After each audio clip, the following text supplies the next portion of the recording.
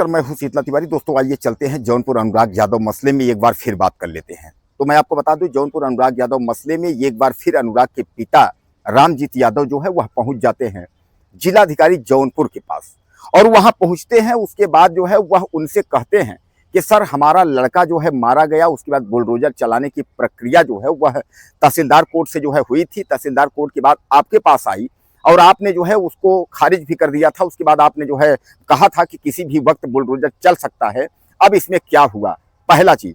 और दूसरा, उन्होंने जो है एक लेकर के वो एप्लीकेशन गए थे। आपको याद होगा कि लालता के भाई राजकुमार ने उनके ऊपर जो है 20 लाख रुपए का गहना चोरी का जो है मुकदमा लिखवा दिया। उन्होंने कहा कि हमारा गहना चोरी जो है हो गया है, हम लोग घर में नहीं थे, जब हम लोग हत्या किए थे, भागे भागे घूम रहे थे, तो लालता के घर में यानी राजकुमार के घर में जो है यह रामजीत यादव अनुराग के पिता अंदर घुसे थे बेटे की हत्या के बाद, और उसके बाद जो है हमारा गहना चोरी कर लिए थे, ऐसा जो है आरोप लगा था। और उसके बाद जो है पुलिस ने मुकदमा भी दर्ज कर लिया है। यही शिकायत लेकर के वह गए थे डीएम के पास, दोनों में। तो दोनों में जो है उनको कोई सहानुभूति डीएम की तरफ से जो है नहीं मिली। एक में जो है बरगलाया गया कि उसमें तो बुलडोजर चलेगा, कब चलेगा, मालिक है भगवान, मालिक है। और दूसरे में यह कहा गया कि आप जो है जाकर के एसपी से जो है मिल लीजिए। उन्होंने कहा ठीक है, एसपी से तो हम मिलेंगे ही। अब आप समझिएगा कि अनुराग यादव के पिता और लालता यादव यानी रामजीत यादव और लालता यादव, इन दोनों का मुकदमा जो है वह 40 साल से चल रहा था। लेकिन उस 40 साल के मुकदमा में जो है कई बार यह लोग मारने दौड़े, कई बार जो है इनके ऊपर हमला किया। लेकिन अनुराग यादव के पिता जब जाते थे तो इनका मुकदमा जो है थाने में नहीं लिखा गया। लेकिन जब इनके बेटे की हत्या हो गई और उसके बाद हत्यारा परिवार जो है जाकर के कह रहा है भैया हमारे घर में जो है चोरी कर लिए, ये 20 लाख का गहना चोरी कर लिए, तो उसके बाद इनका रिपोर्ट दर्ज हो गया। ऐसा अनुराग यादव के पिता कह रहे हैं कि आप बताइए कि मेरे बेटे की हत्या हो गई और मैं जाकर के उसके घर में गहना चोरी करूंगा। अच्छा, दूसरी चीज कि जब उनके बेटे की हत्या हुई उसके बाद से इनके पास जो है शासन ने पुलिस एक जो है पुलिस वाले की एक गार्ड ड्यूटी लगी है। तो क्या अब ऐसे में वह भी रहा होगा चोरी में? यानी दोस्तों तमाम सवाल हैं। तो अनुराग यादव के पिता एक बार फिर तहसील पहुंचे, उन्होंने जिलाधिकारी महोदय से मुलाकात की। लेकिन जिलाधिकारी महोदय से मुलाकात करने पर उन्हें कुछ खास जो मिलना चाहिए आश्वासन, वही आश्वासन जैसे हर बार मिलता है, वही आश्वासन फिर मिला है। लेकिन कोई कार्रवाई जमीन स्तर की अगर हम बात करें तो वह कार्रवाई नहीं हुई। अब आप समझिएगा कि कानून व्यवस्था उत्तर प्रदेश में किस तरीके से चल रहा है। एक झुंड जो है लालता यादव, रमेश यादव, राजकुमार और उसके बाद ये तमाम जो है राजेश यादव दरोगा, ये सब मिल करके जो है एक लड़के पर जो है हमला करते हैं और उसका गला काट के हत्या कर देते हैं। अब उसके बाद उसको जो है मारने के बाद जो है धीरे धीरे करके जो है सब छूटते हैं जेल से। अब छूटने के बाद फिर वही दबंगई चल रही है और उसके बाद जो है प्रशासन भागा भागा जाता है लालता के घर पर, जो कि लालता का घर जो है बंजर जमीन में बना हुआ है ग्राम समाज बचत में। उस घर पर जो है वह चिट्ठी चिपकाते हैं, जो आपका होता है कि भैया ऐसा है कि एक रसीद चिपक गई है, अब जो है नोटिस जिसको बोलते हैं आप, अब घर जो है गिरेगा। नोटिस चिपका। उसके बाद लालता की पत्नी इंद्रावती जाकर के तहसीलदार कोर्ट में जो है वह दाखिल करती है आपत्ति कि भैया हम तो जब आई हूँ इसी घर में उतरी हूँ, इतने साल से है, कैसे घर गिरेगा। उसके बाद उस आपत्ति दाखिल को जो है तहसीलदार महोदय 1 साल सवा साल तक उसको चलाते हैं। उसके बाद फिर वो ऑर्डर कर देते हैं कि ऐसा है कि घर को हटाया जाए। फिर वो जो है जिलाधिकारी कोर्ट में आता है, जिलाधिकारी कोर्ट भी 2-4-6 महीने घसलाते हैं। उसके बाद वो भी कहते हैं इसमें कुछ है नहीं, वो भी निरस्त करके जो है फाइल जो है रख लेते हैं। अब समझिएगा आप कि अब इसमें क्या होगा। और यहाँ देखते हैं कि उत्तर प्रदेश में अगर छोटा सा कहीं किसी को खरोच हो जाए तो बुलडोजर जो है 4 बुलडोजर पहले जाके खड़े हो जाएंगे और उसके बाद जो है धड़ाधड़ उसका घर जो है गिर जाएगा। कितने भी घर आप देख लीजिए, हम लोगों ने खुद कवरेज किया है तमाम जो है जहां जहां बुलडोजर चले हैं, चाहे प्रयागराज हो चाहे वाराणसी हो, कई जगह हम लोगों ने कवरेज किया है। नोटिस आज अगर लगी तो उसके बाद 2-3 दिन वहां पहुंचे बुलडोजर चला, न कोई कोर्ट का आदेश, न कहीं आदेश, न कहीं कुछ। इतना ही नहीं, कई शिकायतें इतना भी आई हैं कि बुलडोजर चल गया है, उसमें कोर्ट का स्टे भी है, फिर भी बुलडोजर धड़ाधड़ चल गया है।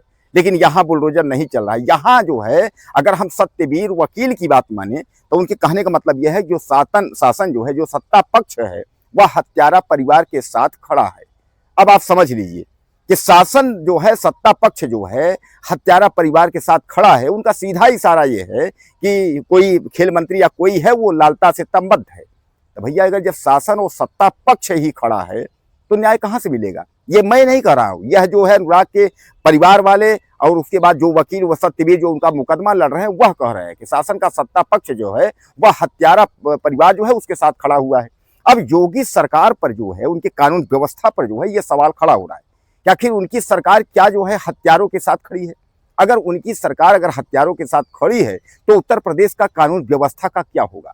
यानी 2017 के बाद से जो अच्छे दिन आने वाले थे उत्तर प्रदेश में और अच्छे दिन चल रहे हैं, बेटी बचाओ बेटी पढ़ाओ का नारा चल रहा है, तमाम ये सब चल रहा है, तो क्या आपको लगता है कि उत्तर प्रदेश में जो है लोगों को न्याय नहीं मिलेगा?